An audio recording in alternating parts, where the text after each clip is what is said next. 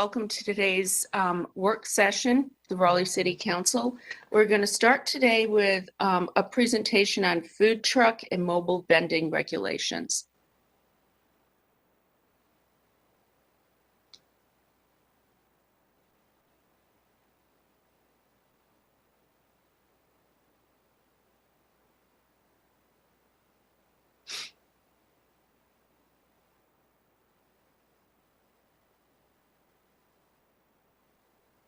So good afternoon, Mayor and City Council. My name is Keegan McDonald. I'm with Planning and Development. This presentation will be on food trucks and mobile vending. These are considerations for UDO and City Code revision.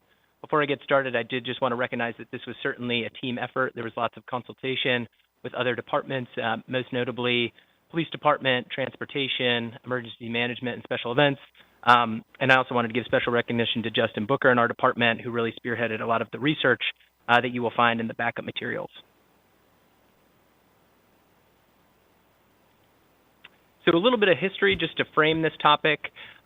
It originated in the Economic Development and Innovation Committee back in the late winter, early spring of 2021 as part of the Community-Centered Economic Development and Strategic Small Business Investment Initiative. So this fell under sort of an umbrella of issues concerning food security and food access. Some of those other topics included ACUs, corner stores, and farmers markets in public parks. The committee ultimately recommended staff evaluate options to facilitate and incentivize food trucks and mobile vending. So as part of this presentation, I'm going to provide a summary of UDO and City Code standards. So these are what govern private property and also the right-of-way. As part of that, I'm going to break down the regulations into a few buckets that you see listed. And then I also want to provide an overview of some of the impacts that we've identified with these various issues and potential recommendations. So first, as it relates to food trucks on private property, this is regulated by the UDO. Food trucks are allowed as a limited use in the zoning districts listed, and as limited uses, or as a limited use, they are held to specific use standards, of which there are 15. And so we broke down those 15 into three categories, the first being density and geography. So food trucks are only permitted on lots containing a principal building or use. They are not currently permitted on a parking lot or open lot. There's also a cap on the number of food trucks that can be on any one parcel based on its size. And so you can see how that hierarchy breaks down below. Food trucks are also held to certain proximity restrictions.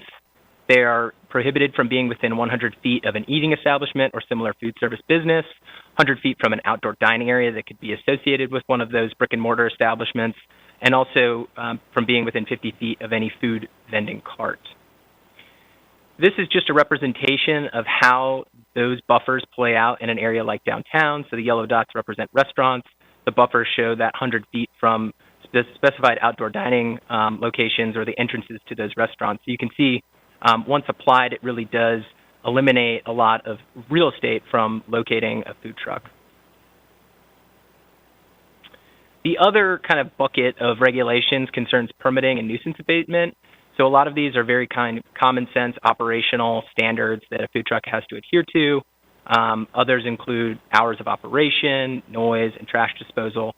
And just for the group's benefit, to kind of move forward with operating a food truck or establishing it on private property does require 2 zoning permits and authorization both from the vendor and from the property owner. So in addition to food trucks, Raleigh's UDO permits outdoor mobile vending carts and temporary mobile retail to operate as temporary uses. So these are the kind of other mobile vending categories that are in the UDO. For outdoor mobile vending carts, these, similar to food trucks, do sell food products, but are not necessarily trucks. They're just carts. It was originally intended, or envisioned, to accommodate sort of small-scale users in shopping centers and near big box retail. And that's kind of the reason for that very large minimum lot size. They also have density restrictions and geographic restrictions shown below, which require them to be proximate to the entrance of an associated retail establishment. The other category is temporary mobile retail. So this is the sale of other types of goods. It's defined as this as the sale of goods or services on a developed property within an RV or travel trailer. It's a temporary use that's allowed in those districts, and the only uses are those that are permitted within the general commercial use category and those permitted by the underlying zoning district. There's also restrictions on hours of operation, and those hours of operation are further confined or restricted if the temporary mobile retail is within close proximity to a residential use. And as a temporary operation, it's limited to 10 events or a total of 20 days per year. So, in addition to the UDO regulations which govern private property, there's also right-of-way regulations which are regulated in the city code. So back in 2015, staff was directed to draft amendments to the city code that provided an allowance for food truck service within specified areas that were identified as being an area of need. And so this map kind of shows where those are throughout the city. There's just 4 locations generally. The broader areas are shown in green, and then the specific loading zones where the food trucks are actually allowed to park and service are shown in pink. So it's pretty restricted. And in addition, they are limited to the proximity regulations quoted on the slide. They also need to be 100 feet from the main entrance of any restaurant, any outdoor dining space, or any push cart. As part of this overall report, we did some fairly extensive research looking at other North Carolina municipalities. So there were 8 that we examined. And the main takeaway we found was really there's no one-size-fits-all approach. 6 of the 8 municipalities regulated food trucks on private property. 6 of the 8 regulated in the right-of-way. We did find one key takeaway, though, which is related to the proximity restrictions that are on food trucks. So 7 of the municipalities enforced some type of proximity measure, but 5 of the 7 actually had a less restrictive standard than Raleigh's, which is 100 feet. And no municipality had a more stringent standard than that 100-foot measurement. If you're curious for more information, there is an appendix attached to the memo, which kind of details the findings for each of these municipalities. So this brings us to our set of recommendations, and I'm going to run through first those for private property, and this is, again, UDO-related changes. So within the density and geography bucket, first recommendation would be to allow food trucks to locate on parking lots or potentially other open lots, so spaces where there might not be a principal building. 2 would be to expand which zoning districts allow food trucks as a limited use, for example, potentially the residential mixed-use district. And 3, creating a less restrictive density limitation, so permitting more food trucks on a lot. And of course, that's, the standard could be moderated in any number of ways. For proximity, establishing a more moderate approach to the proximity standards. This could be a tiered approach based on zoning district or just a reduction in whatever that minimum distance is now. In the permitting and nuisance bucket, the first recommendation would be to reduce or eliminate the outdoor seating size requirement. So right now, outdoor seating is only permitted on lots larger than 2.5 acres, I believe. And so that could be reduced to provide more options to users on smaller sites. Eliminate parking considerations unless required by zoning conditions. So this follows suit with a recent text change that was authorized by the council to eliminate minimum parking requirements citywide. Removing references to the city business license requirement as that's no longer a city practice, and allowing A-frame signs as those are permitted with other types of mobile vending. In the other mobile vending bucket, which are mobile vending carts and temporary mobile retail, we think the standards could just be synchronized.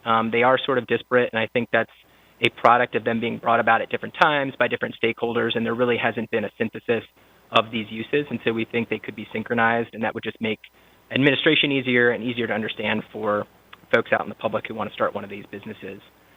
Revising location requirements for mobile vending carts, not requiring them to be quite so close to entrances at those sites, that 25-foot minimum, and eliminating parking regulations that relate to required minimums, again, kind of pairing with the general move away from minimum required parking. As for right-of-way recommendations, the density and geography bucket is a little different in this instance because of food trucks locating on, within the back of curb to back of curb area on a street. So we've talked a lot with transportation, and we think there is an option to allow food trucks to utilize public on-street parking spaces. And with that, we could prohibit operations in certain geographic areas where curb management is particularly sensitive, so an area like Glenwood South, for instance, or other designated areas as the council may desire. We would have to set on-street parking space requirements for food trucks, so designating the minimum amount of space that's needed. In some instances, that may require adjoining spaces for a larger food truck, and then setting appropriate time limitations. This could be providing a special exemption or allowance to food trucks because they may wish to operate longer than the normal parking allowances, and that may be appropriate in select situations. For proximity measurements, this is very similar to private property in that we could reduce those proximity requirements to match what's regulated in the UDO and standardize the language therein. And then last, synchronizing of the hours of operation within the UDO for food trucks on private property. Right now, they are a little different, and synchronizing could create a little bit more parity between operators. So with those recommendations, we definitely understand that there will be impacts, and so we wanted to highlight these. The first is related to competition anxiety. So loosening or providing more flexibility for food truck vendors will, I think, predictably create some anxiety with restaurateurs and brick and mortar establishments, and that's definitely understandable, especially in a post-pandemic world and the special hardships that were faced by that industry. We did want to recognize, though, through research that oftentimes food trucks and brick and mortar establishments really do serve kind of different needs and offer different experiences.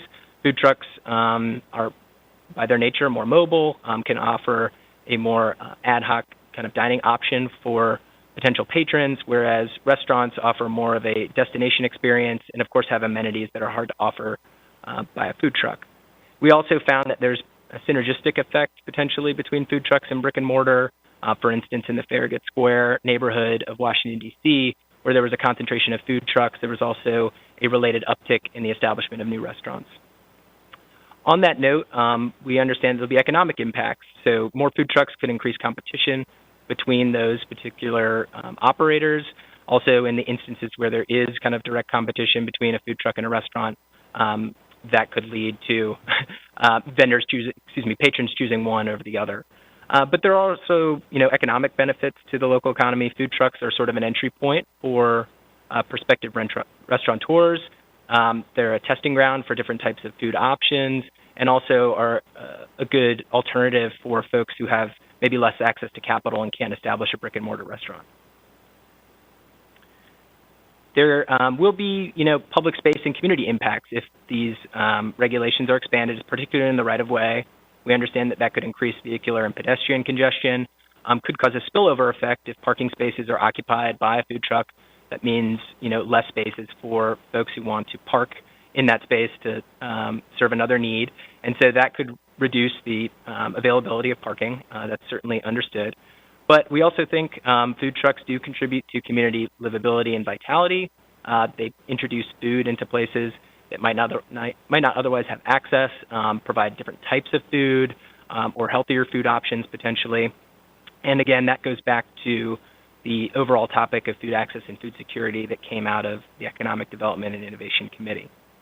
And then the last section of impacts, which may be the largest, but is sort of difficult to quantify until we kind of move through implementing or drafting these changes, are the administrative impacts. So an increase in uptake for the food truck program, whether it be on right-of-way or on private property, could require additional staffing to help administer and enforce the program. If we go to a more flexible permitless model, whereby food truck operators just have to register but then can play within a specific rule book, that may shift us to kind of more enforcement rather than front-end permitting. And in talking with transportation, we understand that if changes are made to make allowances for food trucks in the right-of-way, there will have to be accompaniment changes to the traffic schedule and parking ordinances. So, of course, the council has lots of options to move forward. You could choose to authorize a text change and city code change for any or all of the recommendations that are presented. This item could be referred to a committee for further discussion. We're, of course, happy to provide additional information as we are able, or you could choose to take no action. so that concludes my presentation. I'm happy to try and answer any questions that you may have. I also just wanted to recognize that we do have some transportation staff in the room if you have specific parking-related questions that I'm unable to answer. Okay, thank you for that presentation. That was a lot to take in, and I would be inclined to send this to EDI for further consideration and questions if everybody is okay with that. In the meantime, if you have any questions, Corey, did you have your hand raised? Yeah, I was going to, but you can let Councilman Cox go first, and then I go. Okay, Councilman Cox. Yes, one of the things I noted was that with these proposed changes that staff resources will go up, and I was wondering how that would be paid for, because I also noticed that you're recommending doing away with licensing, and I'm assuming there's a licensing fee that would be eliminated if we eliminate licensing. So one of the things I'd like to see answered is how we're going to pay for additional staff if there is no licensing. Okay, Councilmember Burns. Okay, first of all, thank you for the presentation. One of my big questions you actually dealt with head on, and that had to do with vacant lots. I know a particular individual project where they want to bring in some food trucks in the neighborhood that is lacking options, food options. But what the property they have access to does not have a structure built on it. So this recommendation actually addresses that for me. So I want to thank you for that. And, you know, I'm fine. As of right now, it is a lot to kind of digest and bring in, but I don't have anything else at this time. Okay, any other questions? Okay, is everybody, I guess we need a vote to send this to committee. So I will make that motion. Do I have a second? Councilmember Knight has seconded.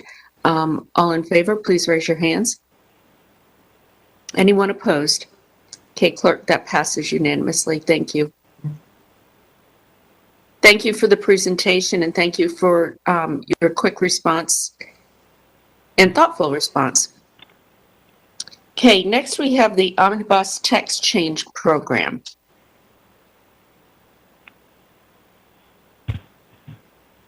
Good afternoon, Council. Pat Young with Planning and Development. I'm going to turn it back over to Keegan, who's our subject matter expert here, but I did want to take just a moment to accept responsibility and acknowledge that I was the one who brought this to you.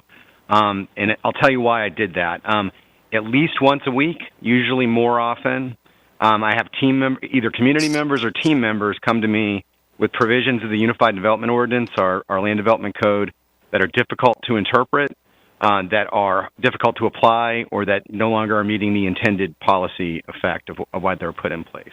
And that's to be expected with over a 600-page document that's so complex and regulates so many areas. Our ordinance is a little over 8 years old, and it's just like a vehicle or a house that gets to be that age. It needs maintenance and updates. So what you're going to hear about from Keegan here is a proposal where we would periodically bring you very minor policy changes that are consistent with the comprehensive plan, or more frequently technical changes that we think improve and update the UDO to meet existing conditions and to be easier to apply. What I want to emphasize, I think Keegan will reiterate this, is that Planning Commission and you ultimately have the final authority on what's included in these and, of course, what's approved. What we would be proposing is that we bring to you these areas where we see ongoing concerns and opportunities for improvement. So with that, I want to turn it over to Keegan. We'll both be available to answer questions.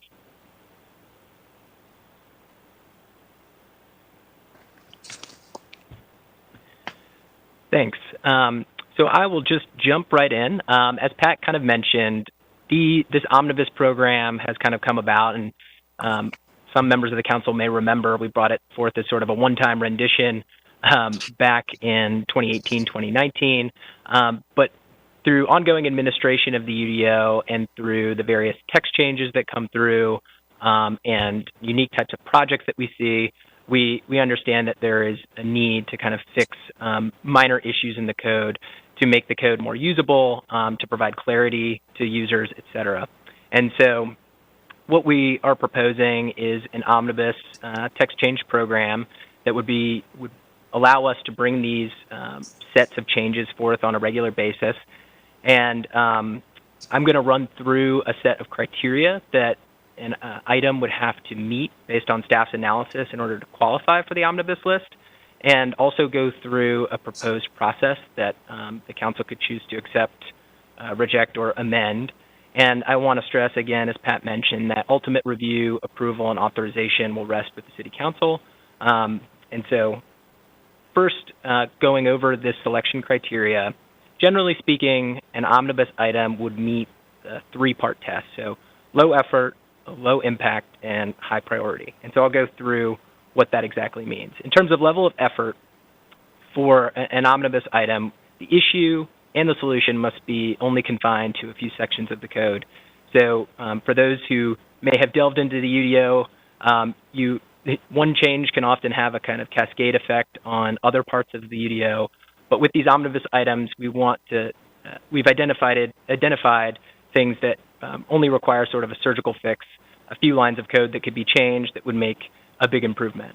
And that solution should be readily identifiable and implementable by staff. And so from the list we've maintained, we often have staff members who have been able to kind of deduce the problem and have even proposed a solution. And so when we bring forth the list, we'll actually have a proposed solution for the committee and ultimately the council's consideration. So examples of things that are low effort, classic is a correction of a typo. Occasionally there are typos in the code that we want to correct because they can create confusion, or insertion of a cross-reference where it would be helpful to understand that the information you're looking for actually exists, but it's just in another section of the code instead of having to guess. The next criteria is level of impact. So these are meant to be minor, and they are not meant to represent a significant policy shift or a departure from past practice / current interpretation. So examples could be clarification of an existing interpretation. Sometimes the code may not have accounted for a specific situation, and the zoning administrator has had to render a decision. And so this would allow us an opportunity to make that interpretation clear by codifying it. The other could be correction with little material impact to the city. So potential exemptions for things that the city may not be concerned with. Third is level of priority. So a lot of these omnibus items that have been collected over time are things that have persisted for a while and have created sort of longstanding, have generated questions over a period of time. And so examples within this category include alignment of the UDO with state law. So there are instances where the reference to state law is outdated, or the terminology has changed, or the regulations should mirror that of state law. And similarly, removing antiquated terms or procedures. So there's things in the code that were placed in 5-7 years ago that we may no longer utilize, and those could be removed again, just to provide a level of clarity and ease to the user. So as part of this program, we are, of course, recommending that the council authorize the Omnibus Text Change Program. We're thinking that these text changes could be brought forth as special items on a semi-annual basis or more or less frequently as the need arises. With the pace of change to the code, we're probably anticipating closer to that semi-annual mark, but of course that could change just based on volume. And the second part of this is recommending that the initial collection of omnibus items which staff has accumulated, which meet the criteria I just went through, be moved to a council committee for further review or discussion. So as part of that, I just wanted to outline a proposed process, and of course this is just for your consideration, it could be changed.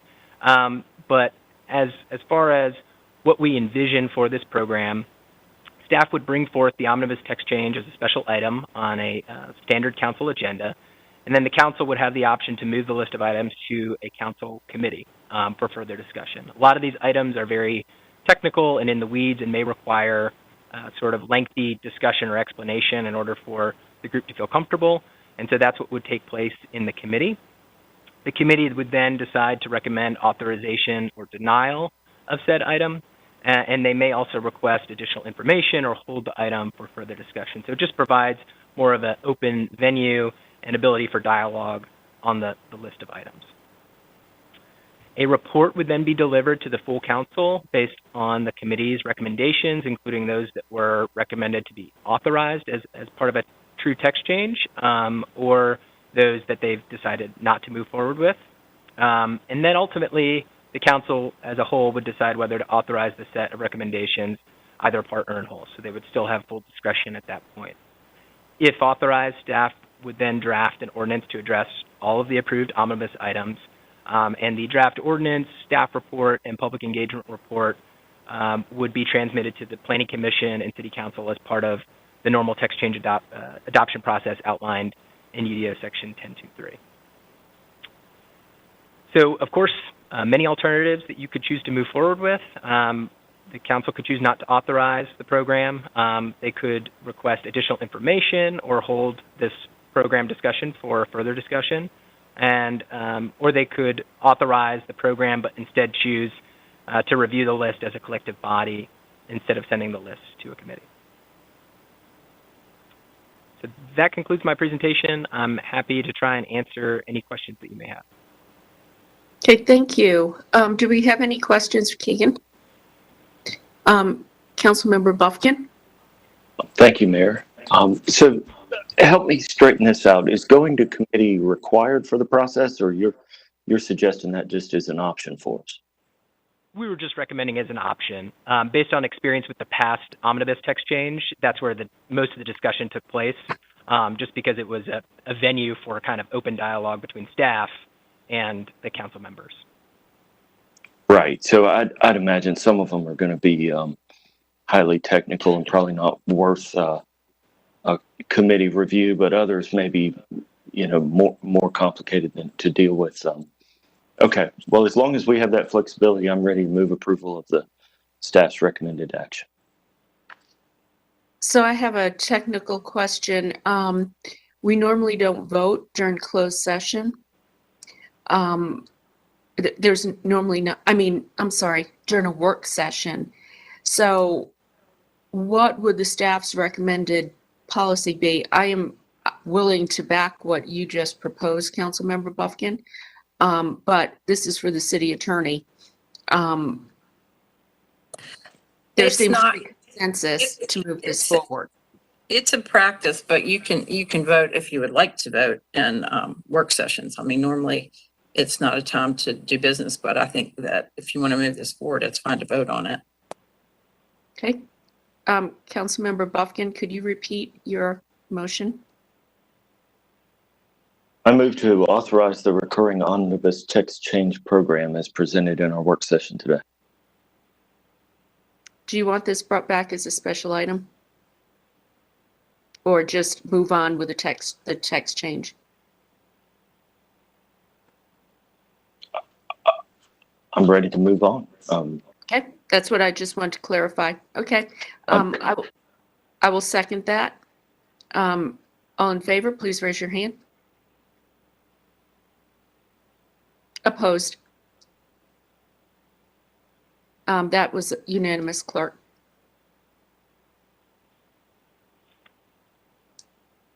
Councilmember Stewart? I see a couple. Stewart, I'm sorry. It's okay. I see a couple, or at least maybe Councilmember Cox and I might have the same question in terms of, so we just authorized the text change to move forward, but is this coming back to us in a committee or in which committee? So I just want to get further clarification before we leave this item. It would come back to the full council.